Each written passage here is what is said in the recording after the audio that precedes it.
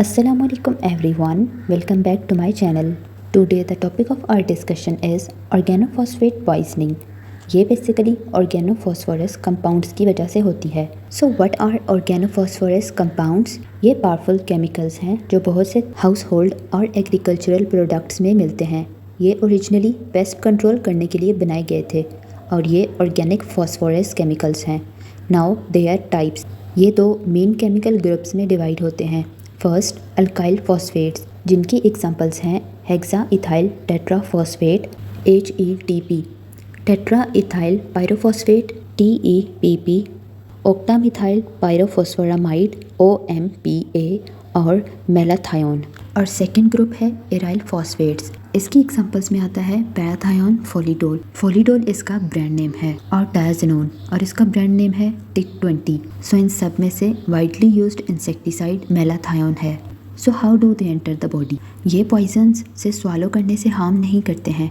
सो ये बॉडी में different routes के थ्रू एंटर करते हैं. फर्स्ट, इनहेलेशन, वेपर्स या स्प्रे के through. Then injection of contaminated food और drink.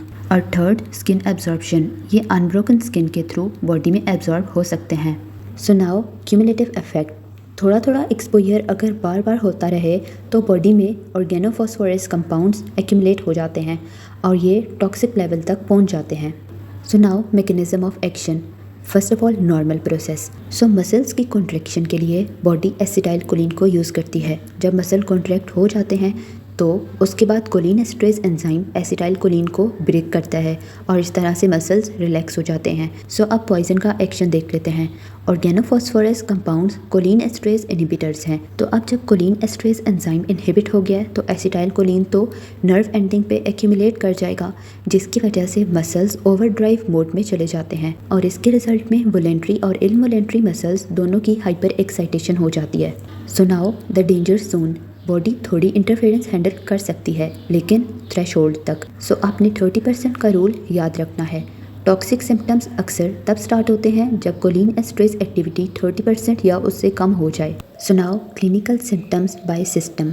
First of all, wet symptoms which are muscarinic. So wet symptoms का मतलब है बॉडी के ग्लैंड्स और स्मूथ मसल ज़्यादा एक्टिव हो जाते हैं, जैसे excessive sweating, drooling, watery eyes और म्यूकस या फ्रॉथ प्रोड्यूस होता है. So respiratory symptoms. Bronchial tubes tight हो जाती हैं, mean bronchospasm, wheezing, chest pain, coughing और माउथ या नोज से फ्रॉथ प्रोड्यूस होता है. Gastrointestinal symptoms.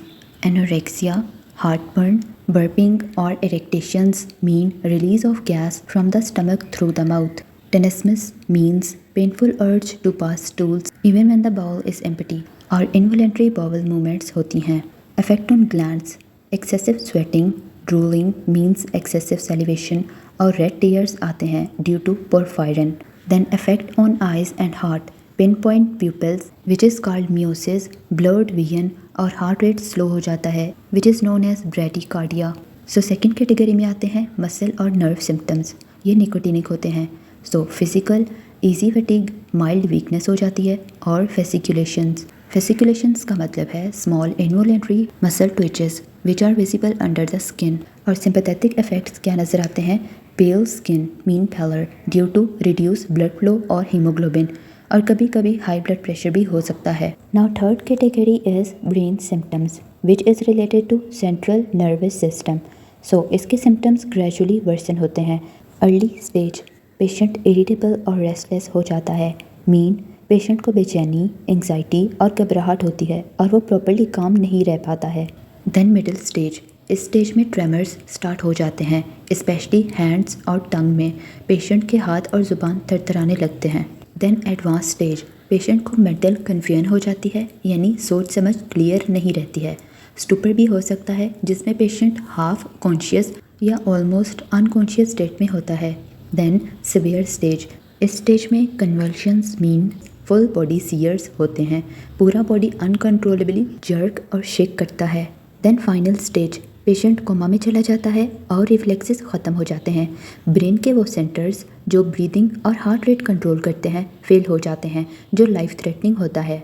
So mnemonic for signs and symptoms is dumbness, D diarrhoea and abdominal cramps, U urination which is involuntary, M. Meiosis mean pinpoint pupils and blurred vision. B. Bradycardia mean slow heart rate and bronchospasm mean wheezing.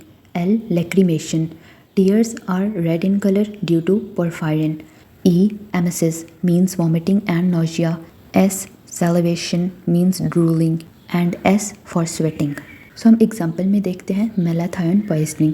मेलाथायोन एक common pesticide है जो gardening और public health में use होता है।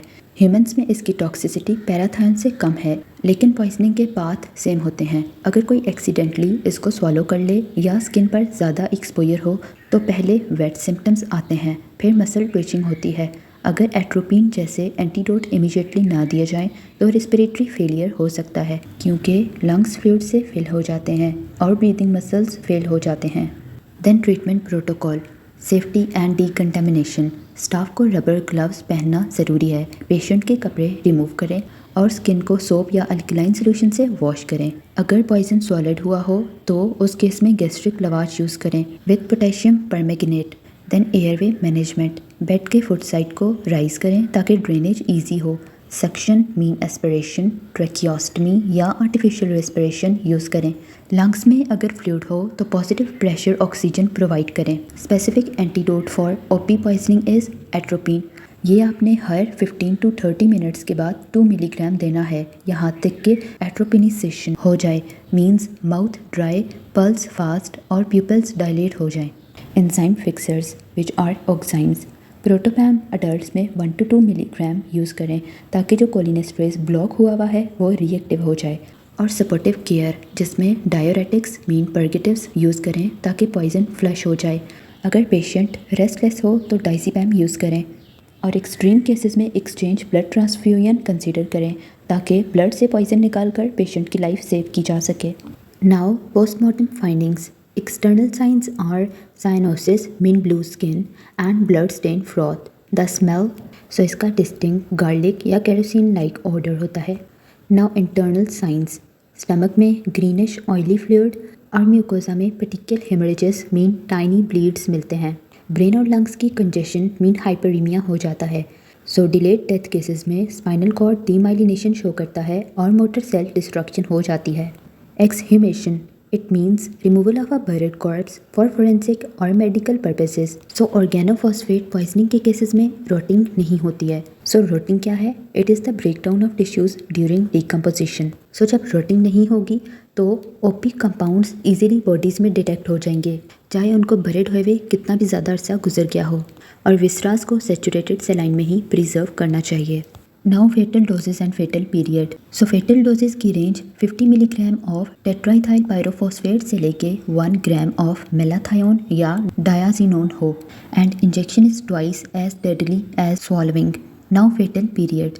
Death usually 30 minute से लेके 3 घंटों के दरमियान में ही हो जाती है, and non fatal cases can take 3 weeks to fully recover.